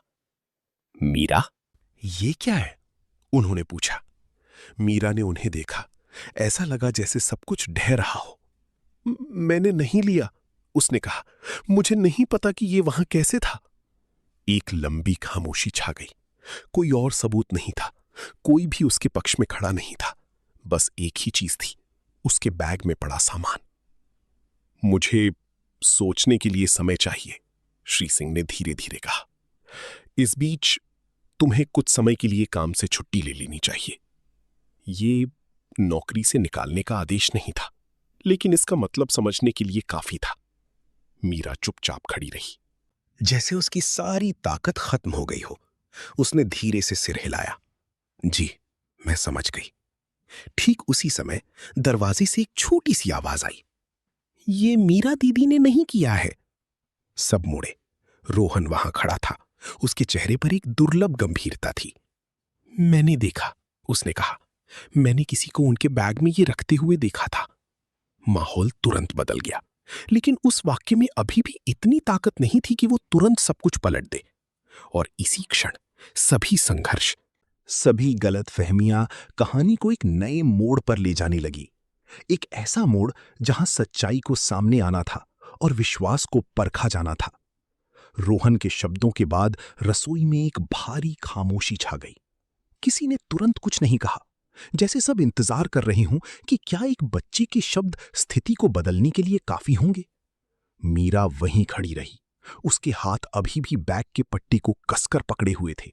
उसकी आंखों में उम्मीद और चिंता दोनों थीं। और श्री सिंह अपने बेटे को देख रहे थे। उनकी आंखों में एक पल के लिए हलचल हुई, लेकिन अभी भी पूरा भरोसा नहीं था। तुमने क्या देखा? उन्होंने धीरे धीरे पूछा। रोहन एक कदम और अंदर आया। उसकी आवाज धीमी लेकिन साफ थी। मैंने कमला आंटी को वो शीशी मीरा दीदी के बैग में रखते हुए देखा। ये वाक्य खत्म होते ही पूरी रसोई जैसे जम गई। सभी की निगाहें तुरंत कमला की ओर मुड़ गईं। कमला एक सेकंड के लिए चौंक गई, लेकिन जल्दी ही उसने खुद को शांत कर लिया। बच्चे क्या जाने, उसने कहा। आवाज अभी भी शांत थी। ये बस कल्पना कर रहा है। रोहन ने सिर हिलाया, इस बार और जोर से। ये कल्पना नहीं है। मैं दरवाजे पर खड़ा था। मैंने सब कुछ देखा। उसने सीधे श्री सिंह की ओर देखा। उसकी आंखें नहीं झुकी। मैं झूठ नहीं बोल रहा हूं। मीरा ने रोहन को देखा। उसका गला भर आया। उसे उम्मीद नहीं थी कि जो व्यक्ति उसके लिए बोलेगा वो खुद वही लड़का होगा। लेकिन साथ ही वो चिंतित भी थी, क्योंकि वो समझती थी कि एक बच्चे की बात पर बड़े हमेशा तुरंत विश्वास नहीं करते। श्री सिंह चुप रहे। उन्होंने रोहन को देखा और फिर कमला को। एक तरफ वो व्यक्ति था जिसने उनके साथ कई साल काम किया था, दूसरी तरफ उनका बेटा, एक बच्चा जिसे वो जानते थे कि वो धीरे धीरे बदल रहा है। लेकिन एक समय ऐसा भी था जब वो इतना बंद हो गया था कि कोई उसे समझ नहीं पाता था। वो एक मुश्किल स्थिति में थे, तुरंत फैसला नहीं कर सकते थे। हमें फिर से जांच करनी होगी, उन्होंने अंत में कहा। उनकी आवाज गहरी हो गई। सिर्फ बातों के आधार पर नहीं। उस वाक्य ने मीरा को धीरे से अपनी आंखें नीचे करने पर मजबूर कर दिया। वो समझ गई, लेकिन फिर भी उसे थोड़ा दुख हुआ। भले ही रोहन ने सच कह दिया था, लेकिन ये अभी भी सब कुछ बदलने के लिए काफी नहीं था। अब और क्या जांच करनी है? कमला ने बीच में टोकते हुए कहा। उसकी आवाज थोड़ी जल्दबाजी में थी। सबूत साफ साफ यहां है। उसने मसाले की शीशी उठाई। और क्या चाहिए? चाहिए, श्री सिंह ने संक्षेप में जवाब दिया। कैमरा। उस वाक्य ने कमला को चौंका दिया। एक बहुत ही छोटा सा पल, लेकिन रोहन को यह समझने के लिए काफी था। उसने तुरंत कहा, हाँ कैमरा है, हम देख सकते हैं। रसोई में लोग फुसफुसाने लगी। माहौल पहले से कहीं ज्यादा तनावपूर्ण हो गया। श्री सिंह ने और कुछ नहीं कहा, मुड़े और बाहर चले गए। सब निगरानी कक्ष में चलो, उन्होंने कहा। किसी ने विरोध नहीं किया, क्योंकि इस समय केवल सच्चाई ही इस मामले को खत्म कर सकती थी। निगरानी कक्ष में कैमरे का मॉनिटर चालू किया गया। श्री सिंह ने तेजी से काम किया। दोपहर का वो समय निकाला जब मीरा रसोई से थोड़ी देर के लिए बाहर थी। सब लोग पीछे खड़े चुपचाप देख रहे थे। कोई कुछ नहीं कह रहा था, लेकिन सबने सांस रोक रखी थी। छवि सामने आई। रसोई खाली थी। फिर कमला अंदर आई। उसने चारों ओर देखा, जैसे जांच रही हो कि कोई है तो नहीं। फिर उसने अलमारी से मसाले की शीशी निकाली और मीरा के बैग के पास गई। सब कुछ साफ साफ हो रहा था, कोई इनकार नहीं कर सकता था। उसने बैग खोला, शीशी अंदर रखी और फिर ऐसे बंद कर दिया जैसे कुछ हुआ ही ना हो। कमरा पूरी तरह से खामोशी में डूब गया। अब कोई बहाना नहीं बचा था। मीरा वहीं खड़ी थी। उसकी आंखें फटी हुई थीं, आश्चर्य से नहीं, बल्कि क्योंकि सच्चाई आखिरकार साबित हो गई थी। उसने कुछ नहीं कहा, बस चुपचाप खड़ी रही। श्री सिंह ने अपनी मुट्ठी भींच ली। उनका चेहरा गुस्से और निराशा से तना हुआ था। कमला, उन्होंने धीरे धीरे भारी आवाज में कहा, इसका जवाब दो। कमला चुपचाप खड़ी रही। अब उसमें पहले जैसा आत्मविश्वास नहीं था। उसके होंठ हल्के से कांप रहे थे। मैं बस, वो हकलाने लगी, लेकिन आगे नहीं बोल सकी। क्या चाहती थी? श्री सिंह ने ठंडी आवाज में पूछा। एक निर्दोष व्यक्ति को निकालना चाहती थी? मेरे बेटे का विश्वास फिर से तोड़ना चाहती थी? ये सवाल हर किसी को चुभ रहा था। कोई बोलने की हिम्मत नहीं कर रहा था। रोहन मीरा के पास खड़ा था और उसका हाथ कसकर पकड़े हुए था। उसने कुछ नहीं कहा, लेकिन उसकी हरकत ने सब कुछ कह दिया। पहली बार वो बिना किसी झिझक के किसी के पक्ष में खड़ा था। तुम्हें नौकरी से निकाला जाता है, श्री सिंह ने निर्णायक रूप से कहा। आज ही, कोई दूसरा मौका नहीं, कोई माफी इसे ठीक नहीं कर सकती। कमला कुछ सेकंड वहीं खड़ी रही और फिर बिना कुछ कहे मुड़ गई। वो जानती थी कि सब कुछ खत्म हो गया है। कमरा फिर से खामोशी में डूब गया। लेकिन इस बार यह तनावपूर्ण नहीं बल्कि हल्का था। एक सच्चाई सामने आ चुकी थी। श्री सिंह मीरा की ओर मुड़े। उनकी आंखों में अब गहरा अफसोस था। मैं माफी चाहता हूं, उन्होंने कहा। मैंने तुम पर विश्वास नहीं किया। मीरा ने धीरे से सिर हिलाया। कोई बात नहीं सर। उसने धीरे से जवाब दिया, इसलिए नहीं कि उसे दुख नहीं हुआ था, बल्कि इसलिए कि वो समझती थी और वो नहीं चाहती थी कि बात और बढ़े। लेकिन रोहन ऐसा नहीं सोचता था। पापा, आपको मीरा दीदी पर विश्वास करना चाहिए था, उसने कहा। आवाज धीमी लेकिन दृढ़ थी। उन्होंने कुछ गलत नहीं किया। श्री सिंह ने अपने बेटे को देखा और फिर सिर हिलाया। हां बेटा, मेरी गलती थी। वो क्षण सिर्फ मीरा के लिए न्याय नहीं था, बल्कि खुद श्री सिंह में भी एक बदलाव का कदम था। उन्होंने अपने बेटे को सुनना, उस पर विश्वास करना शुरू कर दिया था। मीरा ने नीचे झुककर रोहन को देखा। धन्यवाद बेटा, उसने धीरे से कहा। रोहन ने सिर हिलाया। मैंने तो बस सच कहा था। लेकिन उसकी आंखें पहले से कहीं ज्यादा गर्म थीं। तूफान गुजर चुका था, लेकिन उसने जो पीछे छोड़ा था वो सिर्फ सच्चाई नहीं बल्कि बदलाव भी था। और उस क्षण से मीरा और रोहन के बीच का रिश्ता सिर्फ एक रसोइये और देखभाल किए जाने वाले का नहीं रह गया था, बल्कि ये एक सच्चा विश्वास बन गया था। सच्चाई सामने आने के बाद हवेली जैसी एक बड़ी तूफान से गुजरी थी। सब कुछ वैसा ही था, लेकिन माहौल बदल गया था। अब मीरा के लिए कोई संदेह भरी नजरें नहीं थीं, कोई पीठ पीछे की फुसफुसाहट नहीं थी। इसके बजाय एक खामोशी थी जिसमें शर्मिंदगी मिली हुई थी। जिन नौकरानियों ने पहले उसे संदेह की नजर से देखा था, अब वे उसकी नजरों से बच रही थीं, जैसे उन्हें समझ नहीं आ रहा हो कि कैसे सामना करें। मीरा ने जो हुआ उसके बारे में कुछ नहीं कहा। वो हमेशा की तरह रसोई में लौट आई, अपना काम जारी रखा। उसके लिए सबसे महत्वपूर्ण बात ये साबित करना नहीं था कि वो सही है, बल्कि रोहन की देखभाल पहले की तरह जारी रखना था। लेकिन अपने दिल की गहराई में वो जानती थी कि सब कुछ बदल गया है, न केवल दूसरों की नजरों में बल्कि इस परिवार के भीतर भी। उस शाम श्री सिंह ने मीरा को अपने दफ्तर में बुलाया। कमरा हमेशा की तरह शांत था, लेकिन इस बार वैसी दूरी का एहसास नहीं था जैसा पहली बार आने पर हुआ था। श्री सिंह खिड़की के पास खड़े थे, पीठ फेरे हुए, जैसे बहुत देर से कुछ सोच रहे हों। जब मीरा अंदर आई तो वो मुड़े। उनकी आंखें गहरी थीं। मीरा, उन्होंने धीमी आवाज में पुकारा, मैं तुमसे माफी मांगना चाहता हूं। मीरा ने धीरे से सिर हिलाया।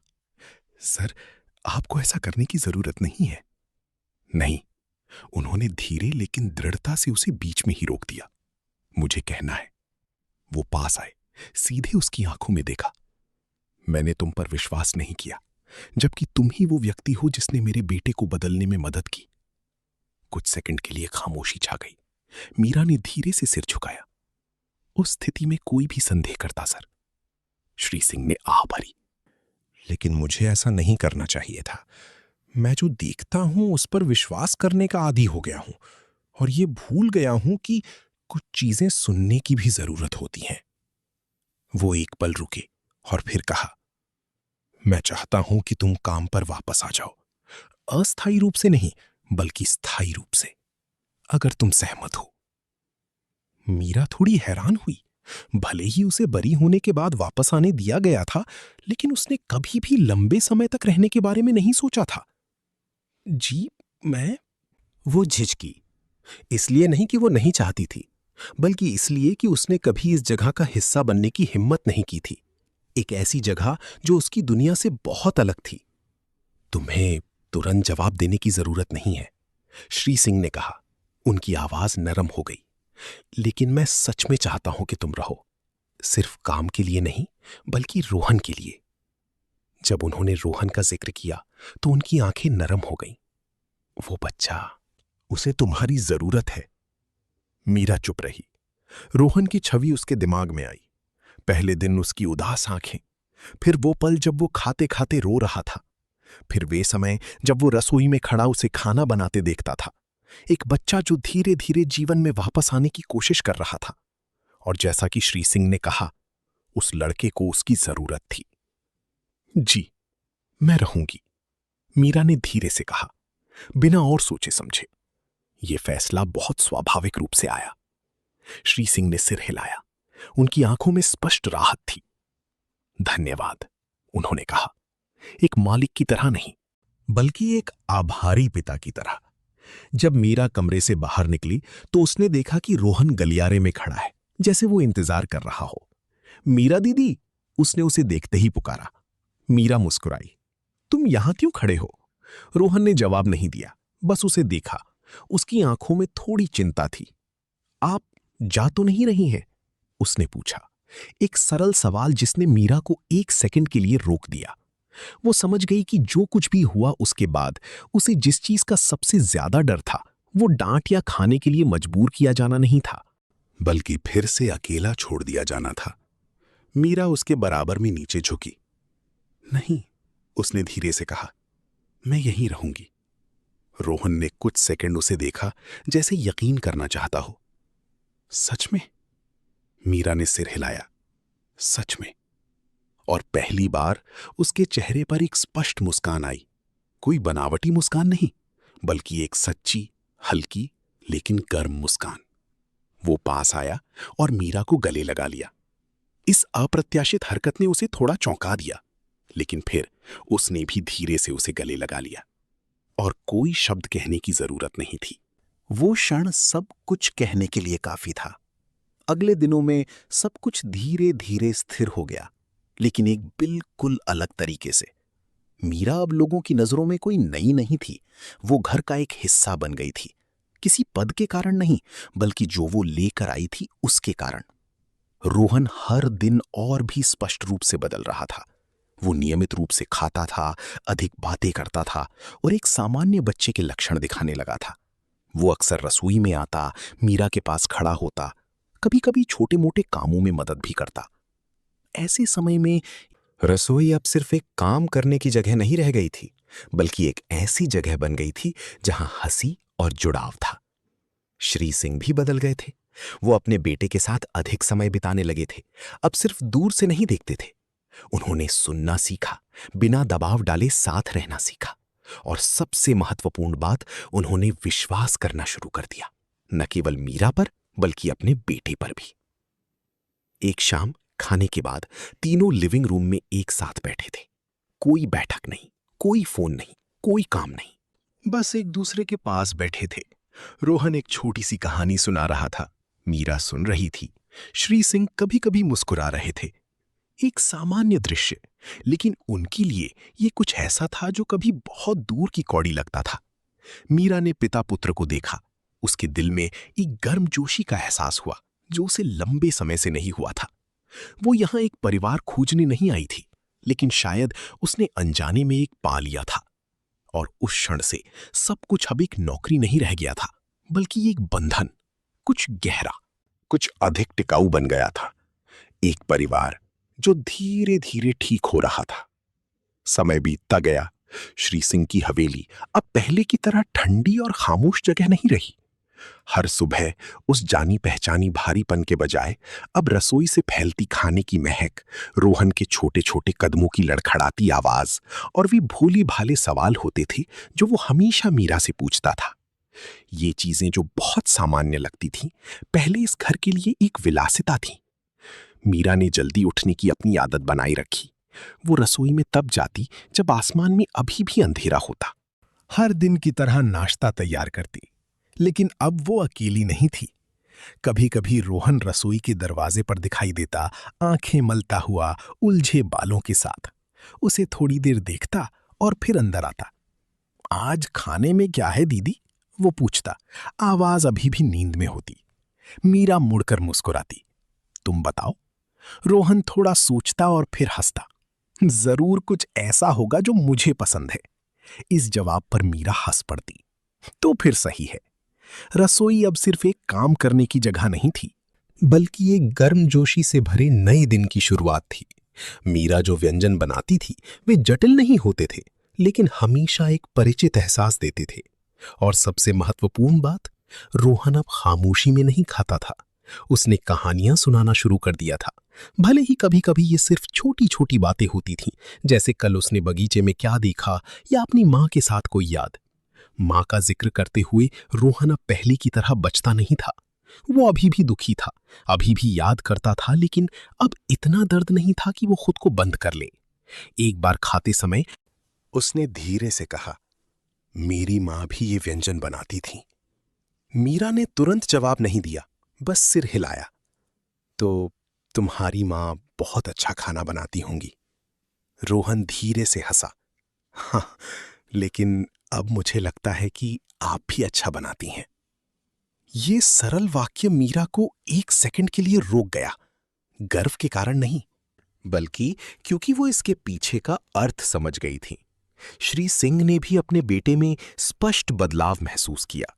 अब उन्हें दूर से देखने की जरूरत नहीं थी। अब वो भोजन और छोटी छोटी बातचीत में अधिक हिस्सा लेते थे। कभी कभी वो बस चुपचाप बैठकर रोहन को बोलते हुए सुनते, बिना टोके, बिना जल्दबाजी के, लेकिन उनकी आंखों में गहरी दिलचस्पी होती थी।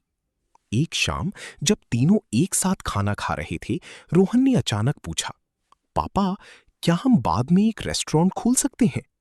इस सवाल ने श्री सिंह को थोड़ा हैरान कर दिया। रेस्टोरेंट? हाँ, रोहन ने सिर हिलाया। जैसा मीरा दीदी बनाती हैं, हर व्यंजन में गर्मजोशी होती है। मीरा ने उसे देखा, कुछ नहीं कहा, लेकिन उसकी आंखें नर्म हो गईं। श्री सिंह मुस्कुराए। अगर तुम चाहो तो हम इस बारे में सोच सकते हैं। रोहन ने सिर हिलाया, जैसे ये एक बहुत ही महत्वपूर्ण विचार हो। ये विचार शुरू में तो बस एक बच्चे का एक आकस्मिक वाक्य था, लेकिन धीरे धीरे ये और भी गंभीर होता गया। श्री सिंह ने सोचना शुरू किया, व्यवसाय के लिए नहीं, बल्कि इसके पीछे के अर्थ के लिए। एक ऐसी जगह जहां व्यंजन सिर्फ खाने के लिए नहीं, बल्कि याद दिलाने, जोड़ने के लिए हो। मीरा ने अपनी ओर से कुछ भी प्रस्तावित नहीं किया, लेकिन उसने विरोध भी नहीं किया। उसके लिए खाना बनाना कभी भी लक्ष्य नहीं रहा, बल्कि लोगों तक पहुंचने का एक तरीका था। अगर वो इसे और लोगों तक पहुंचा सकती है, तो शायद ये एक अच्छी बात होगी। एक दोपहर जब रोहन बगीचे में खेल रहा था, श्री सिंह ने मीरा को बात करने के लिए बुलाया। मैं एक छोटा रेस्टोरेंट खोलने के बारे में सोच रहा हूं, उन्होंने कहा। कोई बड़ा रेस्टोरेंट नहीं, बस एक आरामदायक जगह। मीरा चुपचाप सुनती रही। मैं चाहता हूं कि तुम मुख्य शेफ बनो, उन्होंने आगे कहा। मीरा थोड़ी हैरान हुई। मैंने ये काम कभी नहीं किया है। मुझे पता है, उन्होंने सिर हिलाया, लेकिन मुझे तुम पर विश्वास है। मीरा ने तुरंत जवाब नहीं दिया। उसने बगीचे की ओर देखा जहां रोहन दौड़ रहा था। हंसी की आवाज साफ सुनाई दे रही थी, एक ऐसी छवि जो पहले किसी ने नहीं सोची थी कि वापस आएगी। अगर ये करना है तो इसे इसके असली अर्थ के साथ करना होगा, उसने धीरे से कहा। शानदार बनाने के लिए नहीं, बल्कि लोगों को घर जैसा महसूस कराने के लिए। श्री सिंह ने सिर हिलाया। मैं भी यही चाहता हूं। और वहां से योजना धीरे धीरे आकार लेने लगी। कोई जल्दबाजी नहीं, कोई दिखावा नहीं, एक एक कदम, ठीक वैसे ही जैसे रोहन धीरे धीरे लेकिन निश्चित रूप से ठीक हुआ था। लेकिन सबसे महत्वपूर्ण बात रेस्टोरेंट या भविष्य में नहीं थी, बल्कि वर्तमान में थी, जहां तीन लोग जो कभी अपने अपने घावों के साथ थे, अब एक साथ ठीक हो रहे थे। एक और शाम जब सब कुछ शांत था, रोहन मीरा के पास बैठा था। उसका सिर धीरे से उसके कंधे पर टिका हुआ था। मीरा दीदी, उसने पुकारा। जी? अगर मेरी मां यहां होती तो वो भी आपको बहुत पसंद करती। मीरा ने कुछ सेकंड के लिए कुछ नहीं कहा। उसने बस धीरे से अपना हाथ उसके सिर पर रख दिया। मुझे भी ऐसा ही लगता है, उसने जवाब दिया। रोहन ने ऊपर उसकी ओर देखा। आप अब कहीं नहीं जाएंगी, है ना? मीरा मुस्कुराई। नहीं, मैं यही हूं। एक सरल जवाब, लेकिन यही वो चीज थी जिसकी उसे सबसे ज्यादा जरूरत थी। दूर श्री सिंह खड़े देख रहे थे। उन्होंने बीच में नहीं टोका, बस चुपचाप देखते रहे। और बहुत लंबे समय के बाद पहली बार उन्हें सुकून महसूस हुआ। इसलिए नहीं कि सब कुछ सही हो गया था, बल्कि इसलिए कि वो जानते थे कि उन्हें सबसे महत्वपूर्ण चीज मिल गई है, एक जुड़ाव। वो घर जो कभी हर चीज से भरा था लेकिन गर्माहट से खाली था, अब एक सच्चा घर बन गया था। इसलिए नहीं कि उसका रूप बदल गया था, बल्कि इसलिए कि अंदर के लोग बदल गए थे। और मीरा, जो एक लड़की के रूप में प्लास्टिक की चप्पलों और एक धुंधले मौके के साथ आई थी, अब इस जगह का एक अविभाज्य हिस्सा बन गई थी। इसलिए नहीं कि वो सबसे अच्छी थी, बल्कि इसलिए कि वो चीज लेकर आई थी जो कोई और नहीं लाया था, एक ऐसा दिल जो दूसरे दिलों को ठीक करने के लिए काफी गर्म था। ये कहानी दिखाती है कि कभी-कभी सबसे बड़ी उपचार शक्ति पैसा, कौशल या चमकदार चीजों में नहीं, बल्कि सच्ची समझ और स्नेह में होती है। जब हम खुद को दूसरे की जगह पर रखना सीखते हैं, उनके दर्द और यादों को सही ढंग से छूते हैं, तो हम उन्हें सबसे गहरे घावों से उबरने में मदद कर सकते हैं। साथ ही ये कहानी ये भी याद दिलाती है कि हमें किसी को उसकी बाहरी शक्ल से नहीं आंकना चाहिए, क्योंकि असली कीमत दिल में और उन चीजों में होती है जो वे दूसरों को देते हैं। आप लोग कहां-कहां से हमारी ये कहानी सुन रहे हैं, हमें कमेंट करके जरूर बताइए। आपको ये कहानी कैसी लगी? अपनी राय हमें जरूर दें। मैं ईश्वर से प्रार्थना करता हूं कि आप सभी हमेशा स्वस्थ, सुरक्षित और खुश रहें। आपकी जिंदगी में हमेशा शांति बनी रहे। अगर आपके पास भी ऐसी कोई दिलचस्प या प्रेरणादायक कहानी है तो हमारे साथ कमेंट्स में जरूर साझा करें। हमें आपकी कहानियां पढ़ना और सुनना बहुत अच्छा लगेगा।